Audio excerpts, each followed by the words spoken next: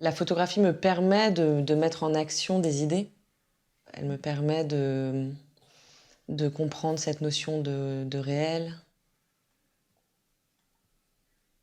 Il y a 3 temps. Il y a le temps de la prise de vue, quand je suis en voyage, quand je sais que je vais me déplacer, que je vais sortir un peu de mon quotidien. Là, je prends mon appareil photo, je prends du matériel, je prévois un peu les choses. Sinon, l'essentiel se produit à l'atelier. Donc une fois que j'ai fait ces prises de vue, je développe les images, je fais les planches contact. Je vais ranger, trier, classer, je vais écrire, dessiner, des choses qui me passent par la tête et des idées comme ça, d'espaces mentaux, de choses que j'aimerais bien mettre en œuvre. Mais je vais pas être dans un rapport de production ou de réalisation. Je vais laisser tout ça très, très latent. Et c'est quand effectivement je rencontre quelqu'un, qu'on discute d'un projet, qu'il y a un espace réel pour le coup, un espace d'exposition, avec un plan, avec des données très concrètes, que là je vais passer effectivement à l'action. J'ai décidé de me dire que la photographie pouvait être employée autrement. Et que de la même manière que j'ai plusieurs registres d'images, plusieurs types de paysages ou de décors ou de vues, tout simplement, de vues photographiques, je pense que la photographie peut servir de différentes manières dans cette idée du langage. Elle peut refléter, elle peut évoquer quelque chose à la fois de grumeleux, parce que c'est du grain, et en même temps de très doux, et de très lisse. Je joue avec sa texture, je joue avec sa matérialité.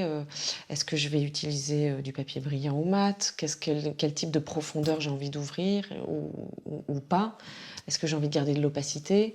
Est-ce que j'ai envie d'avoir une couleur plutôt chaude ou froide? Et à quelle échelle je fais appel?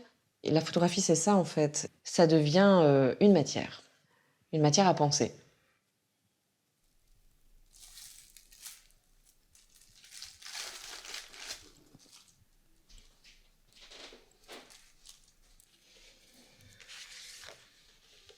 Au tout départ, le dessin, c'était pas vraiment du dessin, c'était effectivement une découpe, une sorte de découpe dans le blanc pour faire sortir un espace, en faire apparaître un autre. Je travaille pas le dessin, comme on appelle dessin, enfin, j'ouvre des images. J'ouvre à de nouvelles images.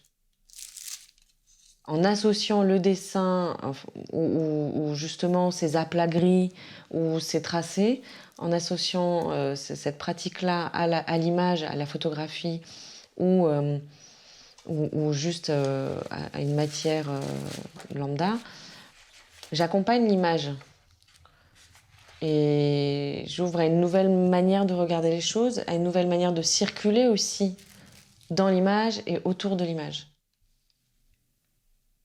Je suis en permanence dans des jeux de mise en abîme, c'est-à-dire que un espace en ouvre un autre, qui ouvre une nouvelle idée, qui ouvre un nouvel espace, qui ouvre une nouvelle idée, un nouvel espace, et ainsi de suite. Je ne construis pas une image par rapport à elle, je la construis dans un ensemble. Et cet ensemble va s'organiser dans un espace et il va y avoir un rythme. Je fais appel à des registres d'images qui sont très différents. Il y a des images de décor qui sont un corpus important dans mon travail. Il y a des images de paysages, très classiques. Il y a des images, on va dire, abstraites, où j'évoque simplement une texture qui donne une sensation visuelle, mais c'est juste une texture. Cet ensemble va faire appel à des notions de forme, de couleur, de motifs. Et donc c'est plus par l'ensemble des images que je vais pouvoir construire ensuite les images les unes après les autres. Et moi, je vais formuler un parcours qui n'est pas obligatoire, hein. Le spectateur poursuit librement sa balade dans l'espace d'expo, mais j'ai un parcours, j'ai une histoire, j'ai un récit. Et chaque image a sa place, chaque image a son rôle. Et en fait, moi, ce qui m'intéresse plus, c'est d'essayer d'amener justement le spectateur à se poser des questions sur sa propre perception des choses, comment il vit cet instant à travers le regard, comment est-ce qu'il se déplace dans une promenade qui est dirigée par des choses que je lui donne à voir et qui vont déclencher des idées, qui vont peut-être faire ressurgir des souvenirs, qui vont donner des sensations qui sont pas forcément visuelles.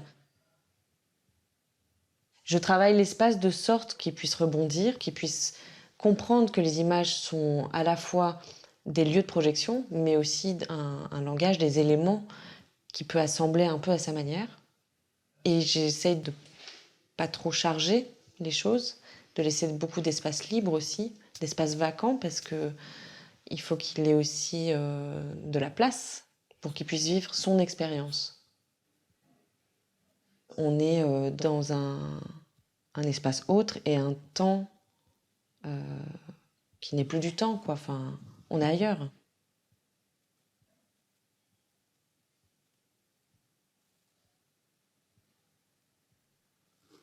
Le mur aussi devient un support. Donc, du cadre, je suis passée à l'espace mural.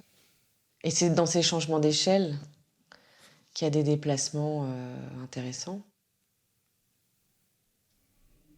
Plus j'agrandissais ces formes, plus je rentrais dans un jeu d'illusion. Mais c'était pas pour aller vers l'illusion, c'est-à-dire que l'illusion me permettait d'accentuer ce rapport d'expérience.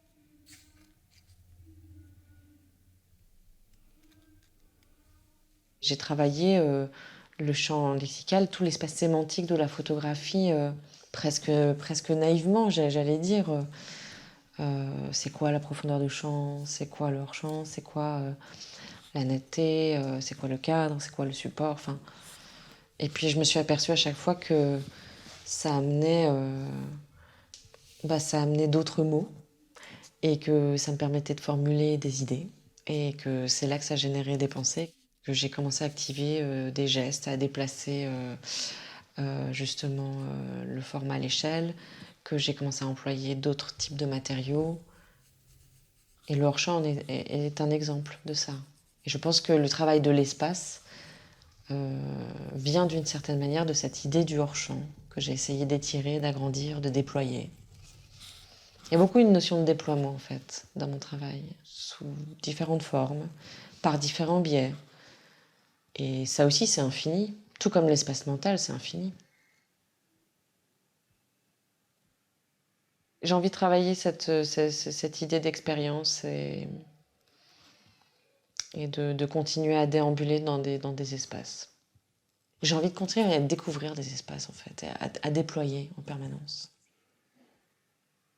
Plus ça va, plus je m'éloigne de la photographie et pourtant j'ai l'impression de jamais, de toujours être dedans. Je sais pas comment dire. Mais dedans autrement.